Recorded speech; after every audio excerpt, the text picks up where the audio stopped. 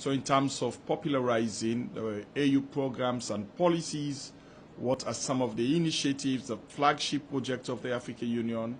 What are the frameworks that have been established by the African Union? Civil society in their various contexts are complementing government effort, and therefore it is important as an organ that represents them to provide this bridge and see how best citizens are able to play critical part in their development. So this is the organ that represents citizens. Okay. And how concerning are the issues of unconstitutional changes in government in the sub-region? I'm pretty sure you're aware that there is a reflection forum that is taking place here in Accra, which is starting today and tomorrow, which is basically looking at unconstitutional changes of government.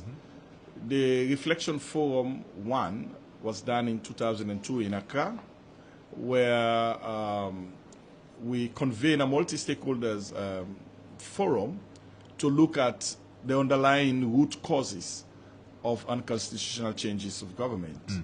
And there was an outcome document with key actions and recommendations, which the African Union then went forward to implement.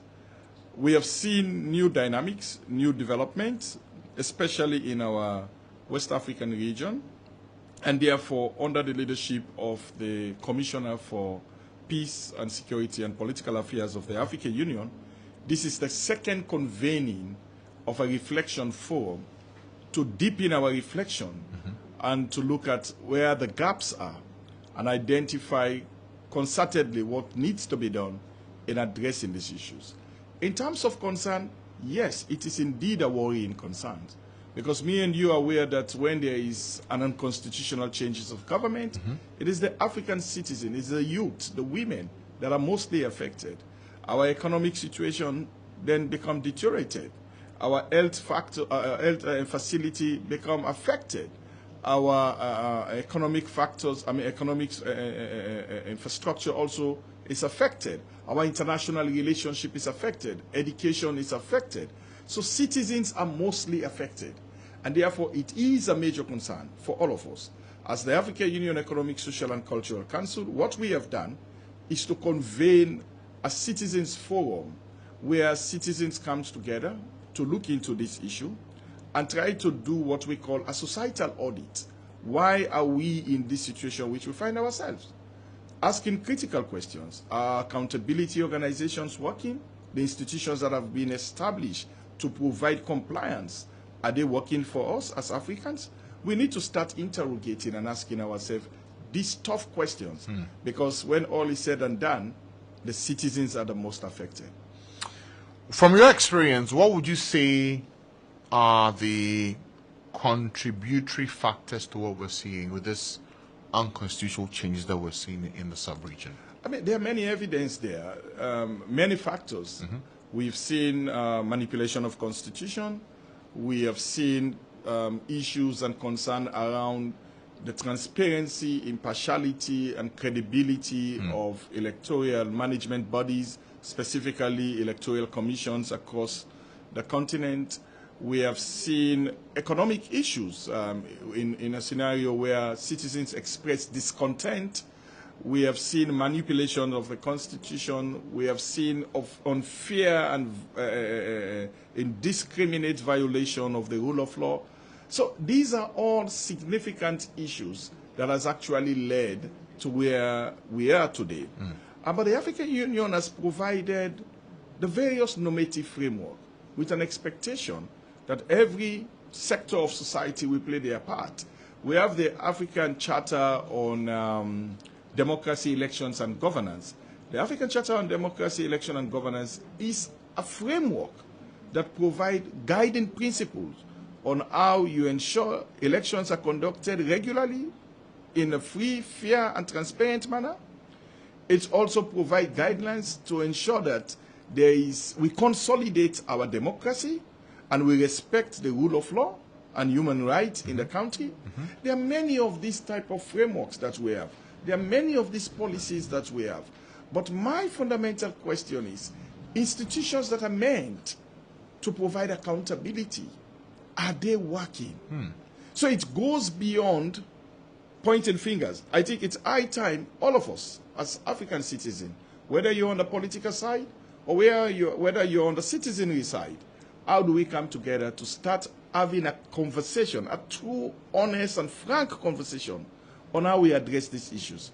Because our economies are not doing well. Climate change is affecting us. There is the issues of migration.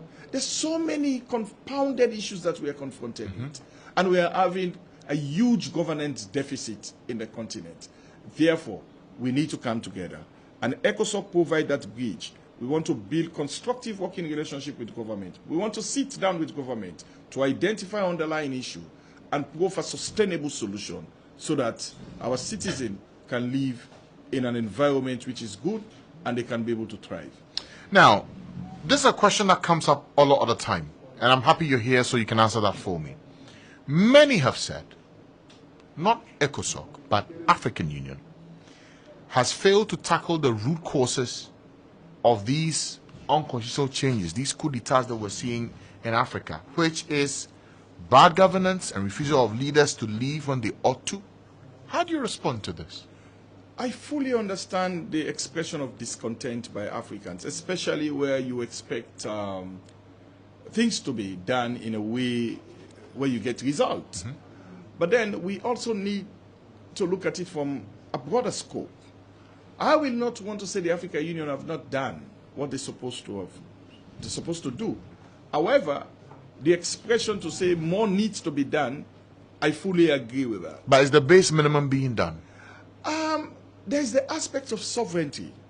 And we should be able to understand the structural arrangement of the African Union. As a member state, you have sovereign power.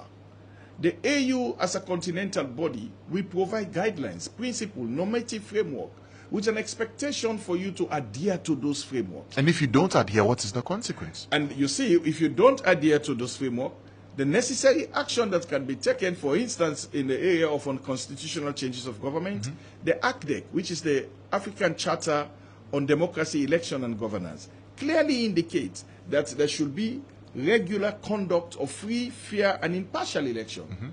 The Peace and Security Protocol clearly indicated when there is an unconstitutional changes of government, there should be sanction. We have seen the African Union sanction certain countries. But is that enough? It's a question which citizens are asking. But at the same time, as we ask those questions, we also have to look at the arrangement, the structural arrangement, that you have a sovereign power.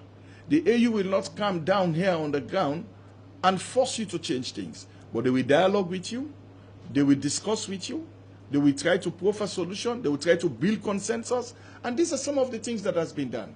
But the reason why I think we need to sit down together, because we now need to begin to look at what can we do differently. Because you cannot act outside the framework of whatever policy that you have. The framework might have said, if there is an unconstitutional change of government, which is not done through a democratic process, then the AU will intervene and they will place a sanction, and we have seen them doing that. But does that change the situation? It doesn't. And therefore we need to begin to have a renewed commitment and a different way of thinking and an approach on how we address these issues. Okay. With that said, how much of the issues relating to the body's strength in being able to manage the level of unconstitutional changes that we're seeing? Because the strength of a body is in the unity of purpose. Okay.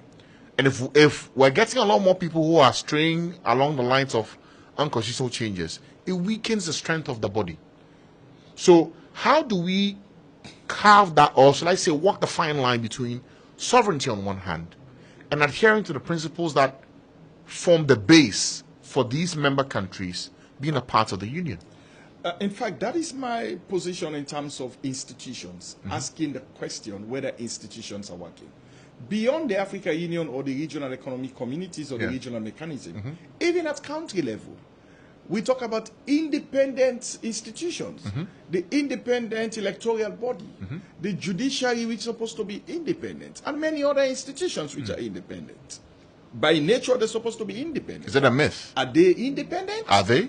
The question is a question which I'm asking to all of us. Yes, but citizens. what answer do you have as well? What you have seen across. I represent citizens. I coordinate the affairs of citizens. Yes. The perspectives of citizens are the perspective that I am sharing. Which is? Which is, these institutions are not working. And therefore, we should not only look at it from the macro level, we have to look at it from the micro level. True. So that we begin to build a very strong foundation for an institution that work in the best interest and comply to standards and comply to mechanisms and comply to policies. The African Union, we should also look at it from an aspect where there's the political leadership. And most of the time people look at the commission, the secretariat. The secretariat is an implementing arm. The policy decision-making body is the political leadership. And the highest decision-making body is the Assembly of Heads of State. When decisions are made at that level, then it's cascaded in terms of the implementation by the various organs. Like for us, ECOSOCC, being a civil society outlet, what can we do as part of this conversation in finding solution to the problem? So it's an inclusive process, all-inclusive process. I think what we need to do now as African, we need to begin to change the narrative, to look at how we proffer solution by identifying the problem and proffering solution, but not necessarily to just be castigating. How all of us can come on board, demand for accountability, but at the same time, the expertise that we have, how society leverage or government leverage on those expertise in the best interest of all of us. That should be the approach. That should be the approach. The narrative, the mechanism has to change. We cannot sit on one side of the fence and throw stones. We need to sit together. Of course, I know people will say, but who creates the space is the political leaders. Of course, it's the political leaders. If you go back and you look at our forefathers, those who fought for independence, you would say they achieved independence. And that is the reason why all of us have independence today. Almost all countries in Africa. We are now talking about socio-economic development. Where are we? The struggle is real, but we have to confront it. The conversation has to go on. We have to continually engage. I have very strong belief in the African dream, regardless of the challenges, regardless of all the hiccups that we are going through. I strongly believe that the citizens of this continent have all what it takes to determine their development trajectory. And if we create an open, inclusive, frank platform where we demand for accountability and where we proffer solution, progressively we will get there. It will not be automatic. All right. So that brings us to one of the platforms and the programs that's happening tomorrow at the Accra Summit. What's happening at the summit tomorrow? Yeah, so like I was saying initially, the Accra Reflection Forum is the second phase where the African Union is having a conversation, a multi-stakeholder conversation, to ask themselves the question, after the Accra Dialogue 1, what has changed? What have we achieved? What are some of the new developments? How do we confront this new development? What can we do better? What can we do differently? These are all conversations that will be taking place between today and tomorrow. But African Union ECOSOCC will also be having a side event. We have had the first side event, which took place last week, where we focus on a symposium on climate security, migration, and peace and security. Because beyond these other factors, there are also environmental factors. There are also social factors that also affect peace, security, and stability in the continent. So we had that one last week with citizens represented through civil society organization in Ghana. Tomorrow, we will also have a press briefing where African Union Economic, Social, and Cultural Council will launch what we will call ECOSOCC at 20. ECOSOCC was established in 2004. We have commemorated 20 years of existence. And you will agree with me that citizens, through civil society organization, through trade union and other interest and movement, have played critical role for the consolidation of the democracy we have today. There are those days when we are talking about the 50-50 agenda. Yes, we have not achieved it yet, but significant progress has been made. There is high level of awareness in the women to say we're supposed to be on that table because they have all what it takes, even better than some of us. But are they seated there? We need to begin that conversation to continue to showcase the progress that has been made. And we also want to look at beyond 20 for a body that is meant to provide input into the policies and program of the African Union. What do we want to see? We don't want to talk about aspirations anymore. We want practical reality.